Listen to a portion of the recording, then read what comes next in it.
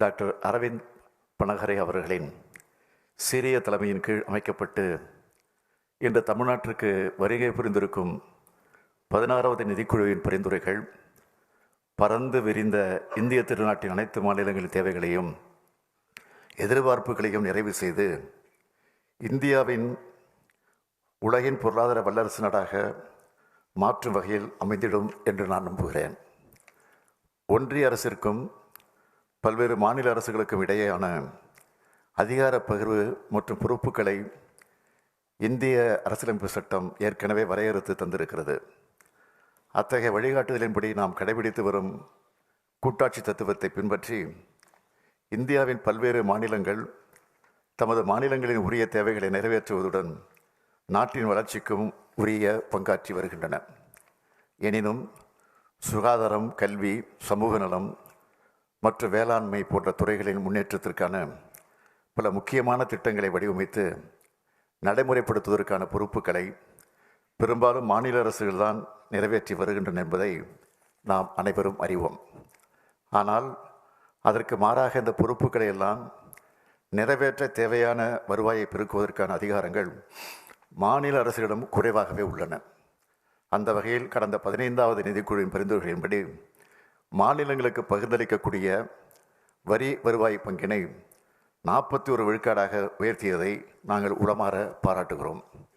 எனினும் இந்த பரிந்துரைக்கு மாறாக கடந்த 4 ஆண்டுகளில் ஒன்றிய அரசின் மொத்த வரி வருவாயில் 33.16 விழுக்காடு மட்டுமே மாநிலங்களுக்கு பகிர்ந்து அளிக்கப்பட்டிருக்கிறது.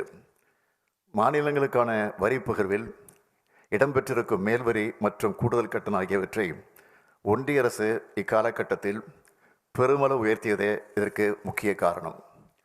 அது மட்டுமின்றி ஒன்றிய அரசும் மாநில அரசுகளும் இணைந்து செயல்படுத்திடும் திட்டங்களுக்கான மாநில அரசின் பங்குத்தொகை தொடர்ந்து உயர்ந்து வருவதும் தமிழ்நாடு போன்ற மாநிலங்களின் நிதிநிலையை மேலும் பாதிக்கின்றது. ஒருபுறம் ஒன்றிய அரசிடமிருந்து வரவேண்டிய வரி பகிர்வு குறைவதால் மாநில அரசுகளுக்கு ஏற்படும் பாதிப்புகள், மறுபுறம் ஒன்றிய அரசு அறிமுகப்படும் திட்டங்களுக்கு மாநில அரசு செலவிடும் அதிக நிதி என இரண்டுமே மாநில அரசுகளுக்கு பெரும் சுமையை ஏற்படுத்துகின்றன. எனவே ஒன்றிய வருவாயில் மாநிலங்களுக்கான வரி பகிர்வின் பங்கு 50 விழுக்காடு உயர்த்தப்படுவதுதான் முறையானதாகவும் அனைவருக்கும் ஏற்புடையதாகவும் இருக்கும் என்று நம்புகிறோம். இவ்வாறு 50 விழுக்காடு பங்கீடு வழங்கப்பட்டால் மட்டுமே மாநிலங்கள் தங்களுடைய தேவைகளுக்கேற்ப வளர்ச்சி திட்டங்களை செயல்படுத்தி நிதி மேலாண்மையில் உரிய சுயாட்சியுடன் செயல்பட இயலும். எனவே ஒன்றிய மற்றும் மாநில அரசுகளின் பங்களிப்போடு நடைமுறைப்படுத்தப்படும் திட்டங்களுக்கு உரிய அரசியலமைப்பு சட்ட திருத்தங்கள் வாயிலாக ஒரு உச்சவரம்பை இந்த நிதிக்குழு பரிந்துரைத்தது. மாநில அரசுகளுக்கான 50 விழுக்காடு வரி பகிர்வை உறுதி செய்திடும் என்று நான் நம்புகிறேன். மாநிலங்களுக்கு இடையேயான வரி பகிர்வினை முறைப்படுத்துவதில் சமச்சீரான அணுகுமுறை தேவைப்படுகிறது. 9வது நிதிக்குழு பரிந்துரைத்த 7.931 விழுக்காட்டிலிருந்து கடந்த 15வது நிதிக்குழு பரிந்துரைப்படி 4.079 விழுக்காடாக தமிழ்நாட்டிற்கான வரி பகிர்வு தொடர்ந்து வீழ்ச்சியை சந்தித்து வந்துள்ளது. நாட்டிற்கே வழிகாட்டும் வகையில் பல முன்னோடி நலத்திட்டங்களை அறிமுகப்படுத்தி செம்மையான நிர்வாகத்தை தொடர்ந்து நல்கி வரும் தமிழ்நாட்டின் முன்னேற்றத்தை தொய்வடைய செய்து தண்டிப்பதைப் போல தற்போதைய வரி பகிர்வு முறை அமைந்துள்ளது என்பதை நான் சுட்டிக்காட்ட வேண்டிய நிலையில் இருக்கிறேன். எனவே சமச்சீரான வளர்ச்சியையும் திறமையான நிர்வாகத்தையும் இந்த வரி பகிர்வு முறையில் சம குறிக்கோள்களை கருதி இந்த நிதிக்குழு தனது பரிந்துரைகளை வழங்கும் என்று நம்புகிறோம். நாட்டின் சமச்சீரான வளர்ச்சியை எதிர்நோக்கும் வகையில் வளர்ச்சி குன்றிய பகுதிகளுக்கு தேவையான நிதியை வழங்குவது அவசியம் என்றாலும் அதே வேளையில் பல்வேறு வகையிலும் சிறப்பாக செயல்படும் மாநிலங்களுக்கு தேவையான நிதி ஆதாரங்களை அளிப்பதன் மூலமாகவே அவற்றின் வளர்ச்சியை தக்க வைப்பதுடன் அந்த மாநிலங்களின் வளர்ச்சி பாதைக்கும் வழிவகுக்க முடியும் என்பதையும் நிதிக்குழு கவனத்தில் கொள்ள வேண்டும். சிறப்பாக செயல்படும் மாநிலங்களுக்கான நிதியை குறைத்து வளர்ச்சியை எதிர்நோக்கும் பகுதிகளுக்கும் நிதி ஆதாரங்களை மடைமாற்றுவதன் மூலம் ஒட்டுமொத்த நாட்டின் வளர்ச்சி பாதிக்கப்படுவது மட்டுமின்றி வளர்ச்சி குன்றிய மாநிலங்களுக்கு இறுதியாக கிடைக்கும் வரி பகிர்வும் குறைந்துவிடும் என்பதே உண்மை. குறுகிய கால கண்ணோட்டத்தோடு செயற்கையாக உருவாக்கப்படும் நிதி மறுபகிர்வு முறை எதிர்காலத்தில் எதிர்பார்த்த பலன்களை தராது என்று நாங்கள் நம்புகிறோம். எனவே நாட்டின் ஒட்டுமொத்த வளர்ச்சியை கருத்தில் கொண்டு சிறந்த நிர்வாக அமைப்புடன் திறம்பட செயலாற்றி வரும் தமிழ்நாட்டை போன்ற மாநிலங்கள் தொடர்ந்து வளர்ச்சியடையும் வகையில் நிதிப்பகிர்வு முறையை மாற்றுவதன் மூலம் இந்திய திருநாட்டின் பொருளாதார வளர்ச்சிக்கு மேலும் பெரும் பங்களிப்பு செய்திட முடியும். முந்தைய நிதிக்குழுக்களின் பரிந்துரைகளை கவனமாக ஆராய்ந்து பார்க்கும்போது கடந்த காலங்களில் வளர்ச்சி குன்றிய மாநிலங்களுக்கு தொடர்ந்து அதிக நிதியை வழங்கிய போதும் பல மாநிலங்கள் எதிர்பார்த்த அளவிற்கு வளர்ச்சியும் முன்னேற்றமும் ஏற்படவில்லை என்பது தெளிவாக தெரிகிறது. கடந்த 45 ஆண்டுகளாக நம் நாட்டில் கடைபிடிக்கப்பட்டு வரும் மறுபகிர்வு முறையின் மூலம் எதிர்பார்த்த அளவு வளர்ச்சி ஏற்படவில்லை என்பதும் தெளிவாக தெரிகிறது. எனவே 16வது நிதிக்குழு இத்தகைய அணுகுமுறையை பரிசீலனை செய்து நாட்டின் பின்தங்கிய மாநிலங்களுக்கு உரிய நிதி ஆதாரங்களை வழங்கிடும்போது வளர்ந்த மாநிலங்களின் வளர்ச்சியை பாதிக்காத அளவில் தேவையான நிதியை வழங்குவதற்கான ஒரு புதிய அணுகுமுறையை வடிவமைப்பதற்கான தேவை இன்று உருவாகி இருப்பதாகவே நம்புகிறேன். இந்நிலையில் தமிழ்நாடு சந்தித்து வரும் 3 குறிப்பிடத்தக்க சவால்களை நிதிக்குழுவின் கவனத்திற்கு கொண்டு வர விரும்புகிறேன். கடந்த சில ஆண்டுகளாக இயற்கை பேரிடர்களின் தாக்கத்தினால் தமிழ்நாடு பெரும் பேரழிவை சந்தித்து வருகிறது. ஒவ்வொரு ஆண்டும் பல்வேறு புயல்கள் மற்ற இடைவிடாத மழைப்பொழிவு மற்றும் வெள்ளத்தினால் பொதுமக்களின் உயிர் உடைமை மற்றும் வாழ்வாதாரம் மட்டுமின்றி மாநிலத்தின் கட்டமைப்பு வசதிகளும் பெரும் பாதிப்பிற்கு உள்ளாகின்றன. இயற்கை பேரிடர்களால் ஏற்படும் இழப்புகளை சரி செய்வதற்கு பெரும் அளவிலான நிதி மாநில அரசால் செலவிடப்பட வேண்டிய தேவை உள்ளதால் வழக்கமான வளர்ச்சி திட்டங்களுக்கு உரிய நிதி ஒதுக்க முடியாத சூழல் ஏற்படுகிறது. எனவே இத்தகைய பேரிடர் துயர்துணிப்பு பணி மறுசீரமைப்பு நடவடிக்கைகளை மாநிலங்கள் உடனுக்குடன் மேற்கொள்ளும் வகையில் உரிய நிதியை வழங்கிட நிதிக்குழு பரிந்துரைக்க வேண்டும் என்று நான் கேட்டுக்கொள்கிறேன்.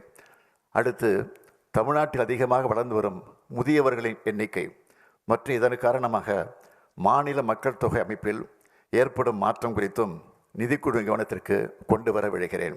தற்போது தமிழ்நாட்டின் மக்கள் தொகையின் சராசரி வயது 36.4 ஆண்டுகள். இது உத்தரப்பிரதேச மாநிலத்தின் சராசரியை விட 9.5 ஆண்டுகள் அதிகம். 16வது நிதிக்குழுவின் பரிந்துரை காலம் முடிவடையும் போது தமிழ்நாட்டின் சராசரி வயதானது 38.5 ஆண்டுகளாக இருக்கும். அதன்படி நாட்டிலேயே வயதானவர்கள் அதிகம் உள்ள மாநிலமாக தமிழ்நாடு உருவெடுக்கும். தமிழ்நாடு இதுவரை பெற்று வந்துள்ள மக்கள் தொகை அடிப்படையிலான பயன் வேகமாக குறைந்து வருவதையும் சமூக பாதுகாப்பு தேவைகள் அதிகரித்து வருவதையும் இது பிரதிபலிக்கிறது. அதிகரித்து வரும் முதியவர்களின் தேவைகளை நிறைவு செய்வதற்கு எதிர்வரும் 10 ஆண்டுகளில் தமிழ்நாடு தேவையான பொருளாதார வளர்ச்சியை அடைவதுடன் பல்வேறு துறைகளில் அதிக முதலீடுகளை உடனடியாக செய்ய வேண்டியுள்ளது. அந்த முயற்சியை மேற்கொள்ளாவிடில் முன்னேறிய மாநிலமாக மாறுவதற்கு முன்னால் முதியவர்கள் அதிகம் வாழும் மாநிலமாக தமிழ்நாடு மாறிவிடும் அபாயத்தை இன்று சந்தித்து வருகிறது. இந்த மிக முக்கியமான கருத்தை நிதிக்குழு கவனத்தில் கொள்ள வேண்டும் என கேட்டுக்கொள்வதுடன் இந்த சமூக முதலீடுகளுக்கு தேவையான நிதி ஆதாரத்தையும் தமிழ்நாட்டிற்கு வழங்க வேண்டும் என கேட்டுக்கொள்கிறேன். மூன்றாவதாக, நாட்டிலேயே அதிக நகரமய மக்களை சந்தித்து ஒரு மாநிலமாக தமிழ்நாடு திகழ்கிறது. நகர்ப்புற கட்டமைப்பு வசதிகளை உருவாக்குவதும் அதற்கான நிதி ஆதாரங்களை பெருக்குவதும் தமிழ்நாடு சந்தித்து வரும் மிக முக்கியமான சவால்களில் ஒன்றாக இருக்கின்றது. குறைவான நிலவளம் மற்றும் நீர்வளம் ஒருபுறம், தொடர்ந்து அதிகரித்து வரும் மக்கள் தொகை மறுபுறம்.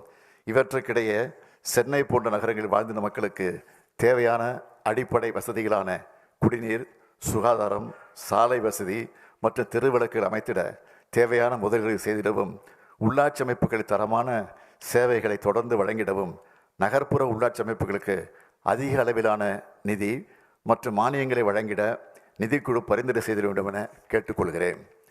மாநிலங்களின் செலவினங்களுக்காக தேவை தொடர்ந்து அதிகமாக உயர்ந்து வரும் வேளையில் சரக்கு மற்றும் சேவை வரி ஜிஎஸ்டி முறை நடைமுறைக்கு வந்த பின்னர் மாநில அரசுகள் தங்களுக்கு தேவையான நிதி ஆதாரங்களை பெருக்குவதில் பல தடைகளை சந்தித்து வருகின்றன. இதனால் ஒன்றிய அரசு நிதி பகிர்வை மாநிலங்கள் மிகவும் சார்ந்திருக்கக்கூடிய இன்றைய காலகட்டத்தில் 16வது நிதிக்குழுவின் பங்கும் அதன் பரிந்துரைகளும் மிகுந்த முக்கியத்துவம் பெறுகின்றன. 16வது நிதிக்குழுவின் தலைவர் மற்றும் உறுப்பினர்கள் அனைவருக்கும் நான் பணிவுடன் சொல்லிக் கொள்வதெல்லாம், தமிழ்நாட்டின் 8 கோடி மக்களும் இந்த நிதிக்குழு மீது மிகுந்த நம்பிக்கை வைத்துள்ளார்கள். மாநிலங்களின் வளர்ச்சியை உறுதி செய்து அதன் மூலமாக நாட்டின் ஒட்டுமொத்த வளர்ச்சியை அடைந்திடும் நோக்கில் இந்தியாவின் கூட்டாட்சி தத்துவத்தை வலுப்படுத்தும் ஒரு அரிய வாய்ப்பை காலம் நமக்கு வழங்கியிருக்கிறது. இதை கருத்தில் கொண்டு 16வது நிதிக்குழு உரிய பரிந்துரைகளை வழங்கும் என்று நான் நம்புகிறேன். தமிழ்நாடு அரசின் சார்பாக நிதிக்குழுவின் பரிசீலனைக்கு வழங்கப்படவிருக்க விரிவான அறிக்கையினை கவனத்துடன் பரிசீலித்து கடந்த காலங்களில் பல்வேறு நிதிக்குழுக்களின் பரிந்துரைகளினால் தமிழ்நாட்டுக்கு இழைக்கப்பட்ட அநீதிகளுக்கு உரிய தீர்வை 16வது நிதிக்குழு வழங்கும் என்று உறுதியாக நம்புகிறோம். சமச்சீரான வாய்ப்புகளை வழங்கும் முற்போக்கான அணுகுமுறையின் மூலமாகவே இந்திய கூட்டாட்சி தத்துவத்தின் உண்மையான நோக்கத்தை அடைந்திட இயலும் என்பதை எங்களுடைய திடமான நம்பிக்கை. ஒவ்வொரு மாநிலமும் அவற்றின் முழு திறனுக்கு ஏற்ற வகையில் வளர்ச்சியை எட்டுவதன் மூலமாகவே இந்திய திருநாட்டை உலக அரங்கில் பொருளாதார வலிமை கொண்ட ஒரு மாபெரும் நாடாக நிலைநிறுத்த முடியும் என்று நான் நம்புகிறேன். நன்றி, வணக்கம்.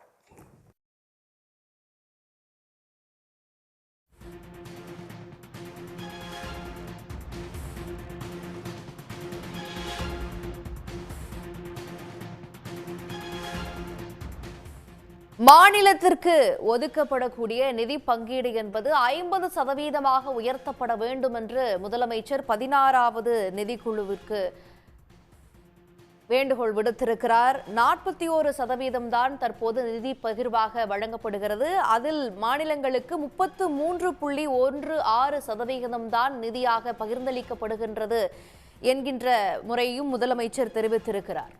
உடனுக்குடன் செய்திகளை தெரிந்து கொள்ள சன் நியூஸ் பெல் ஐகானை கிளிக் பண்ணுங்க.